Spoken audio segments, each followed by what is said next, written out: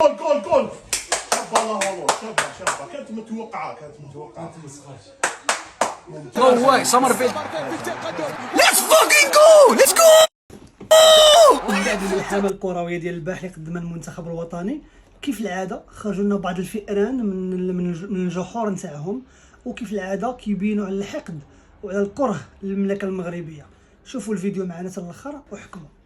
فكيف كنقولوا الخوت، راه حتى شي واحد ما كيمثل البلاد ولا حتى شي واحد ما كيمثل الثقافه تاع واحد الشعب. فبعض الدول الالكتروني الله يهديهم كيحاولوا ينشروا واحد الفتنه وكيحاولوا ينشروا واحد الكره للشعب نتاعو. فكل واحد كيمثل الثقافه نتاعو، وكل واحد كيمثل التربيه نتاعو والمبادئ والاخلاق نتاعو. في نفس الوقت لاحظنا ان بعض الاخوه الجزائريين الله يجازيهم بخير فرحوا للتفوق او التالق نتاع المنتخب الوطني، وفرحوا وبينوا هذه الفرحه نتاعهم في جميع مواقع التواصل الاجتماعي.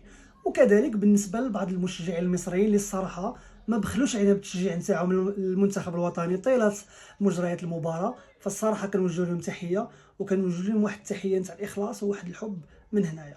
فكيف كنقولوا ديما ما كنبغيوش الفتنه، وكل واحد كيعبر على راسه وكل واحد كيمثل نفسه.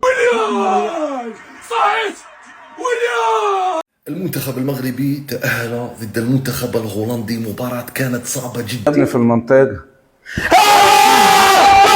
الشكر لجميع الناس او لجميع المشجعين اللي شجعوا المنتخب الوطني. فكيف العاده خرج لنا هذا المكروه هذا بهذا الفيديو هذا اللي كيبين على الحقد وعلى الكره نتاعو للمملكه او للمنتخب المغربي. فانا كان حط لنا ارض الفعل نتاعو نتاع الهدف نتاع التعادل. الصراحه هذا الشخص ما بغى لا يحشم، غا زايد فيه، ما عرفتش واش كيدير هكا باش كيجمع اولا كيطلع التفاعل او لا فعلا هو هكا داير. الله يهديهم والله يهدي مرضى القلوب. فحنايا راه ما كنجاوبوش الجميع، كنجاوبوا الناس اللي يستحقوا الجواب.